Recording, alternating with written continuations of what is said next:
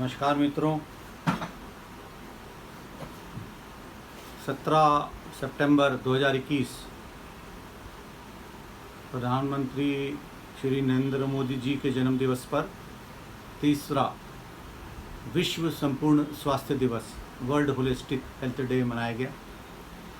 और ये 2019 से सुखी संसार डॉक्टर सुशीला संसार चंद अलमस्त पब्लिक वेलफेयर ट्रस्ट ये वर्ल्ड होलिस्टिक हेल्थ डे विश्व संपूर्ण स्वास्थ्य दिवस मनाता है। तो ये तीसरा अवसर था 17 सितंबर 2021 और इस उत्सव पर एक सेमिनार आयोजित करा गया सुखी संसार द्वारा। Integrated health care harmonising modern medicine with AYUSH and TCAM and traditional Indian systems of medicine. और इसमें बहुत सक्सेसफुल रहा ये सेमिनार। तो इसमें एक टॉपिक था मंत्र चिकित्सा, मंत्र थेरेपी। प्रोफेसर बिहारी लाल शर्मा लाल बहादुर संस्कृत विद्यापीठ के जो ज्योतिष के हेड हैं, उन्होंने मंत्र चिकित्सा पे बोलना था, वो किसी कारणवश आ नहीं पाए। तो हमने खुद जाकर उनके इंस्टीट्यूशन में लाल बहादुर शास्त्री संस्कृत विद्यापीठ में उनकी एक रिकॉर्डिंग करी है मंत्र चिकित्सा पे, इंट्रोडक्शन टू मंत्र थेरेपी। तो आप भी सुनिए वो टॉक जो प्रोफेसर बिहारीलाल शर्मा जी ने मंत्र थेरेपी यानी मंत्र चिकित्सा पे। धन्यवाद।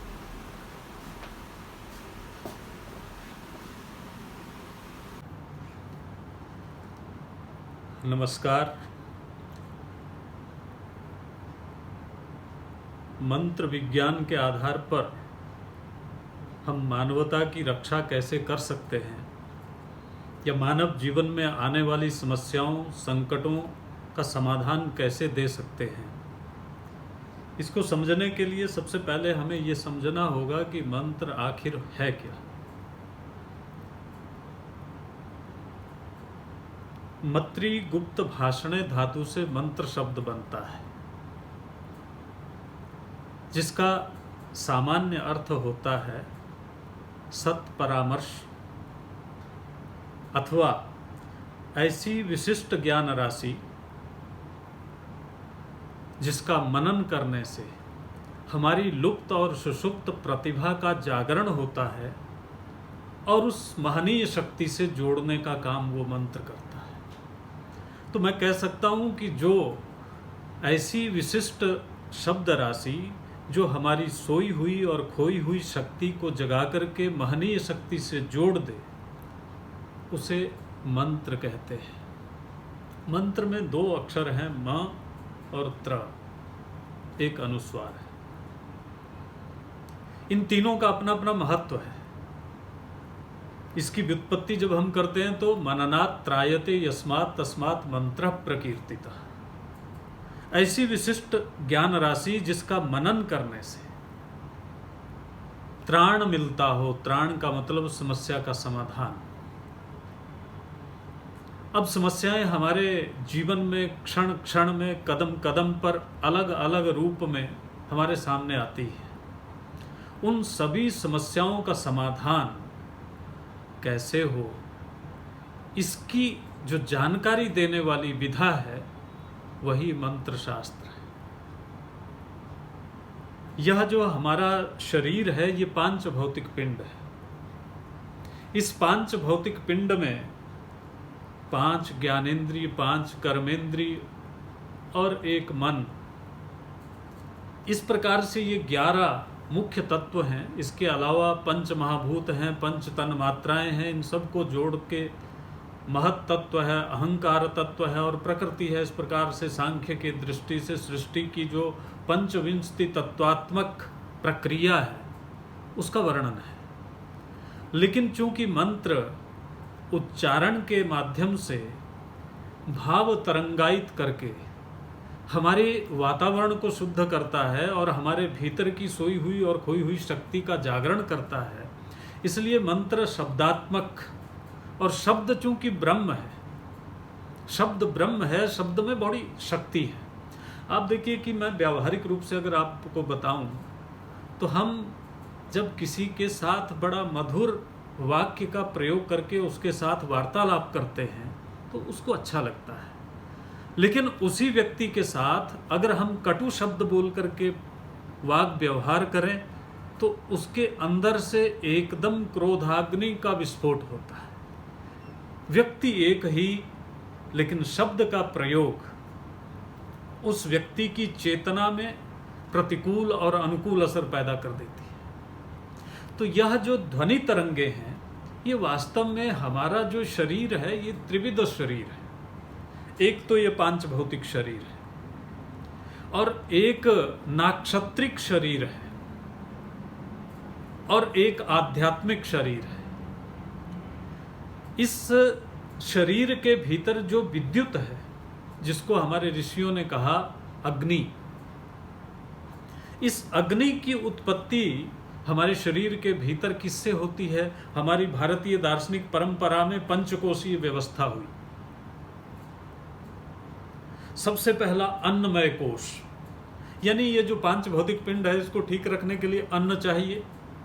जैसे गाड़ी को ठीक से चलाने के लिए उसके लिए डीजल या पेट्रोल चाहिए, उसी तरह से इस शरीर को ठीक रखने के लिए अन्न चाहिए। अन्न के बाद दूसरा जो कोश है वो प्राणमय कोश। प्राण कहते हैं शक्ति को या ऊर्जा को या विद्युत को। तो अन्न हमारे शरीर के भीतर जाकर के विद्युत पैदा करता है, शक्ति पैदा करता है, ऊर्जा पैदा करता है। अब अन्नमय कोश के बाद प्राणमय कोश, और प्राणमय कोश के बाद मनोमय कोश। जब शरीर ठीक होता है, उसको जो जरूरी चीज है उसके संरक्षण संवर्धन के लिए अन्न वो मिलता है, तो उसके भीतर शक्ति आती है। जब शक्ति आती है तो उसके मन का संतुलन ठीक होता है। तब फिर मनोमय कोश, जब मन ठीक होता है तब व्यक्ति ज्ञान विज्ञान की बात करता है। इसलिए चौथा जो कोश हमारी वेदांत परंपरा में है वो है ज्ञान या विज्ञानमय कोश। और जब ये ज्ञान और विज्ञान आता है तब उसकी जो परिणति है वो आनंदमय कोश के रूप में, आनंद की परिणति। तो अन्न से आनंद तक की यात्रा ये मनुष्य जीवन की यात्रा है।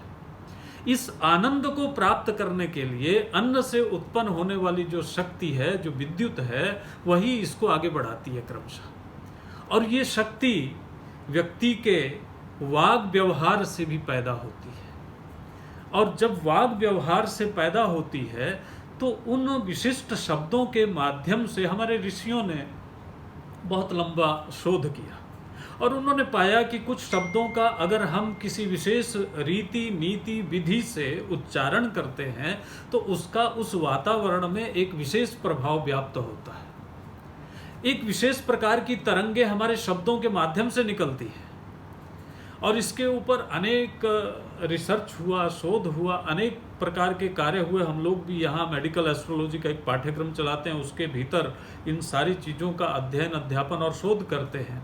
तो हम प्रैक्टिकली देखते हैं कि यह जो शब्द के उच्चारण से उत्पन्न होने वाली तरंगे हैं, ये जैसे व्यक्ति को प्रभावित करती हैं ऐसे समाज को भी प्रभावित करती हैं, ऐसे ही प्रकृति में विद्यमान शक्तियों को भी प्रभावित करती हैं। उनके भीतर अनुकूलता का संचार होता है। और जब हम किसी मंत्र को लेकर के विशेष विधि से उसका उच्चारण करते हैं, हमारे वेदों में मंत्रों के उच्चारण की 8 विकृति, 8 प्रकार की विकृतियों के आधार पर उच्चारण का विधान है, और प्रत्येक विकृति के अनुसार उच्चारण करने का उसका एक अलग परिणाम है।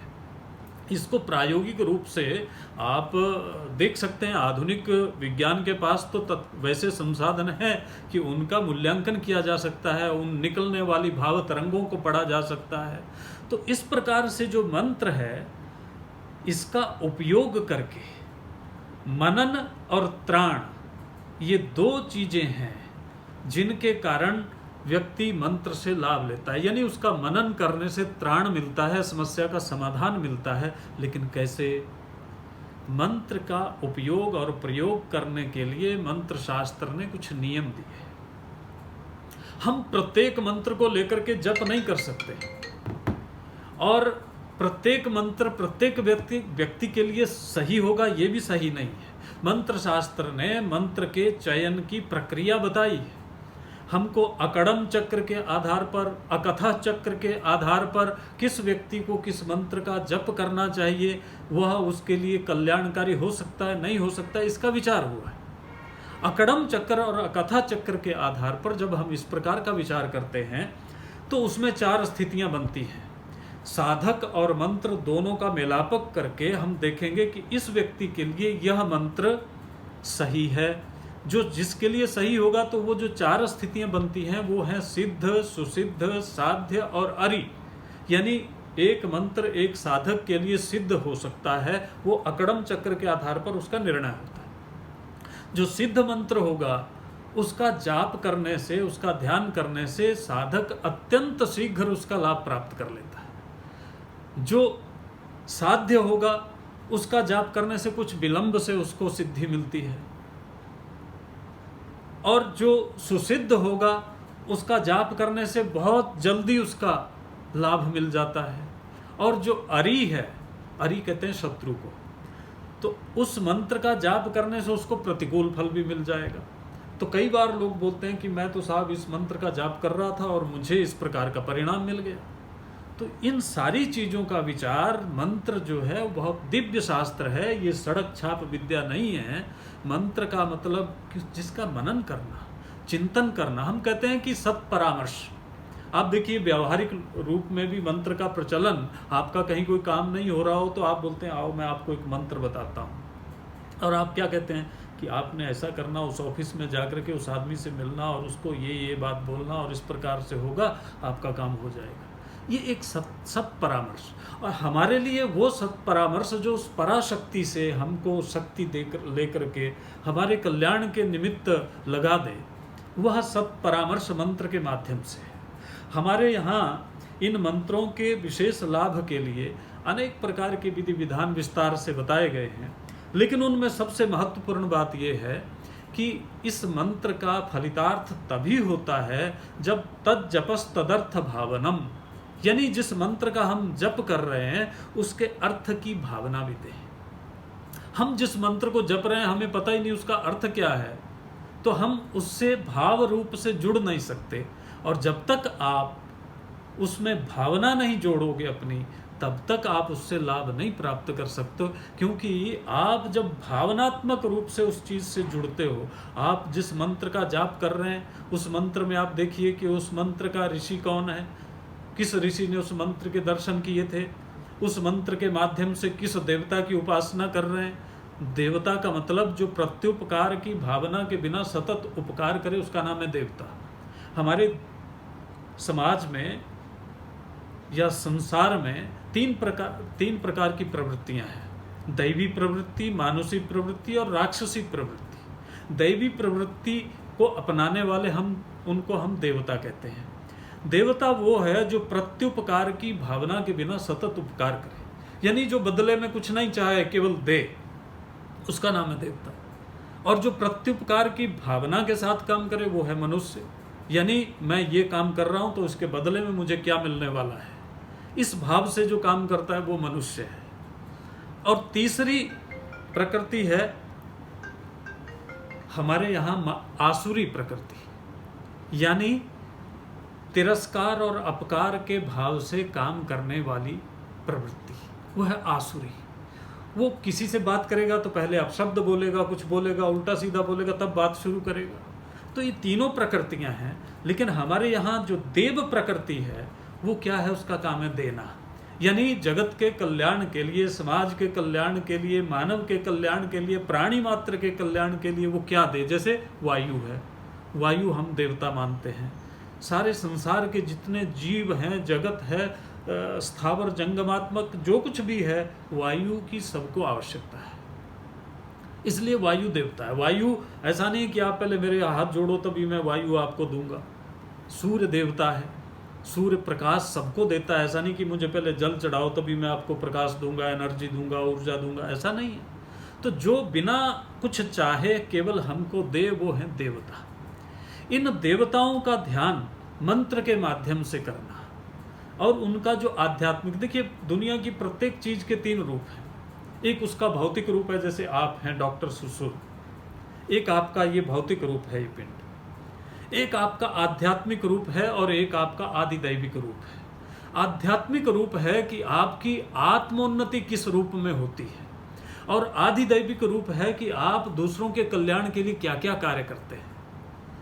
आध्यात्मिक का मतलब आपकी आत्मोन्नति और आदिदैविक मतलब आपके द्वारा समाज की उन्नति। तो ये आपके अलग अलग रूप हैं, समाज आपको अलग अलग रूप में देखता है।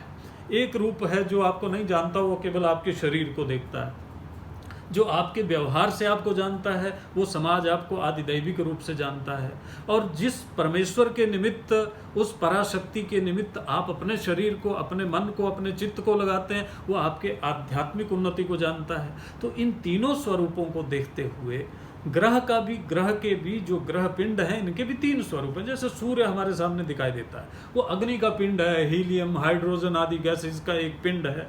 लेकिन क्या वो एकमात्र पिंड है?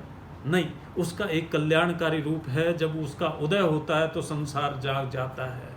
जो फूल रात होने पर मुरझा जाते हैं, वो प्रातः सूर्य की किरणें पड़ते ही खिलना शुरू हो जाते हैं। दुनिया जागना शुरू हो जाती है, संसार अपने अपने कार्यों में लगना शुरू हो जाता है। पक्षी अपने घोंसलों को छोड़ देते हैं, पशु जंगल की तरफ चरने के लिए निकल जाते हैं। तो सब प्रकार की गतिविधियां सूर्य से चल रही हैं। और सूर्य की किरणें, सूर्य का प्रभाव जहाँ जितना कम है, वहाँ जगत जीव उतना ही कम है। आप देखिए कि भूमध्य रेखा के आसपास के क्षेत्र में सूर्य का सर्वाधिक प्रभाव पड़ता है, लंबवत किरणें पड़ती हैं। तो भूमध्य के आसपास के जो देश हैं, उनकी जनसंख्या, उनकी प्रकृति, उनकी वनस्पति आप देखिए। अब भूमध्य रेखा से उत्तर की तरफ आप चलिए, जाते जाते उत्तरी ध्रुव पर आप पहुंचेंगे तो कुछ नहीं मिलेगा सिवाय बर्फ की चादर के। ऐसे दक्षिण की तरफ चलते जाइए, जहाँ सूर्य की किरणें बहुत कम पड़ती हैं, बहुत तिरछी पड़ती हैं। और एक बिंदु तो ऐसा आता है जहाँ 6 महीने में एक बार सूर्य के दर्शन होते हैं, बिल्कुल ध्रुव पर। तो ऐसी स्थिति में आप देखिए कि प्रत्यक्ष देवता है। तो इस देवता की तद जपस तदर्थ भावनम, हम जो मंत्र जप रहे हैं उसके अर्थ की भावना देना। उस मंत्र का अर्थ क्या है, उस मंत्र को देखने वाले ऋषि कौन थे, उस मंत्र की रचना किस छंद में हुई, छंद जो है वो गति देता है, और उस मंत्र के माध्यम से किस देवता की उपासना हो रही है। ये सारी चीज़ें उस मंत्र का जप करते हुए आपके मानस पटल पे होनी चाहिए कि आपके सामने वो देवता सम्मुख साक्षात जीवंत रूप में खड़े हैं, आप उनके चरणों में प्रणाम कर रहे हैं उस रूप में, और उनसे प्रार्थना कर रहे हैं कि मुझे इस माध्यम से मुझ पर कृपा करिए। तो जब इस प्रकार से प्रत्येक मंत्र का उच्चारण आप ध्यानावस्थित होकर के करेंगे तो उसका चमत्कारिक प्रभाव और उस वातावरण की शुद्धि का असर आपको प्रत्यक्ष रूप से देखने को मिलेगा। इस प्रकार से मंत्र शास्त्र की अनेक विस्तार से बहुत सारी चीज़ें हैं। मैं किसी दिन जब समय आपके पास पर्याप्त होगा तो इस पर विस्तार से चर्चा करूंगा। आज चूंकि अभी एक मीटिंग है, उनके फ़ोन आ रहे हैं बार बार, इसलिए मैं अपने वक्तव्य को यहीं विश्राम देता हूं। नमस्कार, धन्यवाद। बहुत बहुत धन्यवाद।